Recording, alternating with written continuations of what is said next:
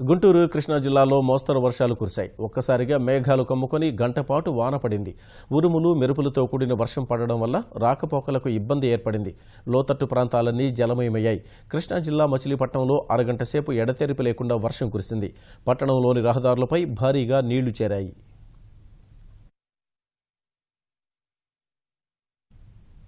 విశాఖ నగరంలో ఉదయం నుంచి దట్టంగా ఆవరించిన మేఘాలు భారీ వర్షానికి కారణమయ్యాయి. నైరుతి రుతుపవనాలు రాష్ట్ర వ్యాప్తంగా విస్తరించడం, ఉత్తరాంధ్రపై వీటి ప్రభావం వల్ల ఉదయం నుంచి భారీ వర్షం పడింది. కొంతసేపు విరామం తర్వాత మళ్లీ నిరంతరాయంగా చినుకులు కొనసాగుతున్నాయి.